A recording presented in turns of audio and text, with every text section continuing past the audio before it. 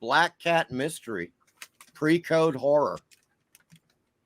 Let me take it out of the bag. It's going to Okay. be a lot better. Whoa.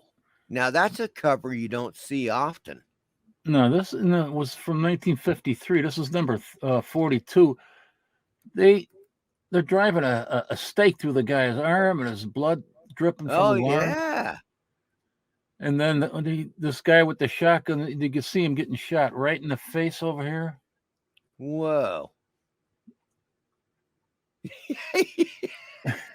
And he's getting whipped, with it looks like a cat of two tails. Yeah, apparently. What the hell? And they're lighting them on fire. I mean, the back cover ad here. There you go. 50 combat action toys. Free 6-inch long die-cut shooting cannon. That's longer than my shooting cannon. Mine doesn't even shoot anymore. And that is in great shape too, man. Look at that comic book. It's pretty nice, I guess. Yeah.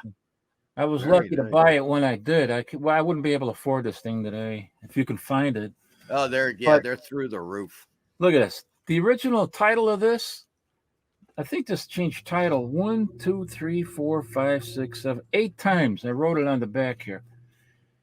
The first it was called the Black Cat Comics 1 through 15. Then they changed the name to Black Cat Western with number 16. Then they changed the name back to Black Cat Comics from 17 to 29. And then they changed the name to Black Cat Mystery Comics from 30 to 53. Then they changed the name to Black Cat Western Mystery with issue 54. And then with issue 55 and 56, they changed it to Black Cat Western Comics. Then issue 57, they call it Black Cat Mystery Comics again. And then 58 through 62, they called it Black Cat Mystic. That is such a weird freaking cover. I've always found that one to be just like, what the hell is going on? Well, they're trying to... You know what I'm saying? They're sacrificing her to these little guys that are in the pit. He's got more friends in the pit, and they're sacrificing her into the pit. Yeah, and who's the guy with the freaking... He's like got this weird sheet cat head. Dude. Yeah, I don't know. He looks like a wrestler. Beware Terror Tales #1. Nice one, man. I had that for a while. Now, this cover is by Bernard Baily. It is indeed. Yeah, Bernard Baily did some great Beware Terror Tales covers. Baily was all over the freaking place, man. He was doing covers for, Weird Mysteries. Weird Chills was another one. Really great stuff. Yeah, this is I like all these different monsters and these different ghouls he's got on the cover here. Pretty nice. He would do those. Yeah. He loved doing those covers with like people being, chased by like a ton of creatures that were like, there's really horrifying looking. The lead story in here is by Bob Powell. Oh, really? Yeah. Nice. What's it called? The Ghost of Trelawney? The Ghost of Trelawney. Yes, this is what it is. The Ghost Hounds of Trelawney. Whoa. Nice splash. Yeah, he was pretty good, man. Oh, Bob Powell's top notch. He was involved in the Civil War cards back in the 50s with Wally Wood and Norman Saunders. And, of course, the notorious Mars Attack cards. Oh, Bob Powell, and look at you got something that you can sink your teeth into, so to speak, or yes. Your eyes rather, because there's a lot of text. You can read a good story. Well, here's an interesting comic here. This is number 4. It's kind of beat up a little bit, but I'm so glad to have it. Number 4 of Terror Tales. Nice. Was it Bernard Baily? Yep, that is a Bernard Baily cover. Yeah, I did write down Bernard Baily cover from 1952. But what's interesting here is this story here, The Black Candle of Life. Yeah. The reason is because it has a a very bizarre panel in here. I want to show you. Oh my God, that is But classic. you have to read. You have to read it, man. The guy says, "What is it, Marjorie? Why are you holding your hand out like that? I don't understand it. It feels so hot." What the hell? Oh, they tossed in some zingers back in the day. They sure did. Yeah, look at that. Wow, look at the condition of that. I consider that cover of Baffling Mysteries to be the greatest cover they put out. I mean, Really? if you look at the detail on that cover, it is so weird. And the art is so good on that. It's 1954.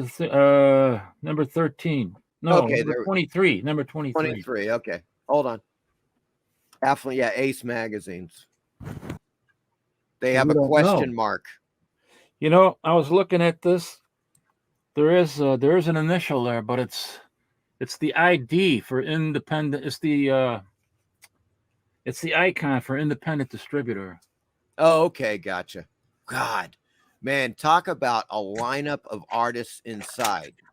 They have got freaking Charles Nicholas, really great golden age artist. Jim McLaughlin, once again, Clang of the Crypt Door. And they have Maurice Gutwirth, Frenzy of Sheila Lord. There's Maurice Gutwirth right there, man. He did so many great covers. What an artist. And you got your money's worth, man, for a damn dime. Yes. You got something you can read. Oh, yeah, the Clang of the Crypt Door. It's freaking awesome. Do you know who did this? Who did this story here? It It happened happened on Valentine's Eve. Yeah, Yeah, that was Charles Nicholas. the artist? Yep. Who did the pencils. Wow, because he's drawing some pretty beautiful women here. Here's Mr. Mystery number 15. Oh, geez, Louise, check that out. Stanley Morse, of course, one of the greats. Can't think of the damn names now. Ross Andrew and Mike Esposito. Oh, the great Andrew and Esposito combo, man. Ross Andrew would do the pencils and Mike Esposito would do the inks. You are correct, sir. That is Bernard Baily.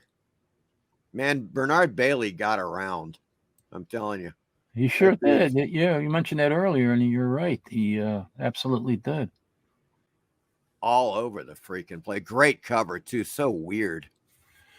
You know? And the one thing I loved about Mr. Mystery, too, was the host. The guy with the top hat, Mr. Mystery. He was always like so pleasant introducing these horror. Yeah, a real pleasant character introducing these murderously horrible horror stories. That is the great Tony Mortiaro doing that particular story. I love that splash. Yeah, the poisons. That weird looking monk scientist there. Robot Woman. Oh, that one is so good. It's so twisted. Just like the characters here.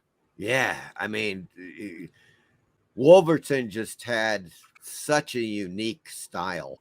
Nobody looked at even remotely like him, like his stuff. You could always tell Wolverton a mile away. Yeah, kind of like Jack Kirby and Steve Ditko. Oh, yeah. And Jack Cole.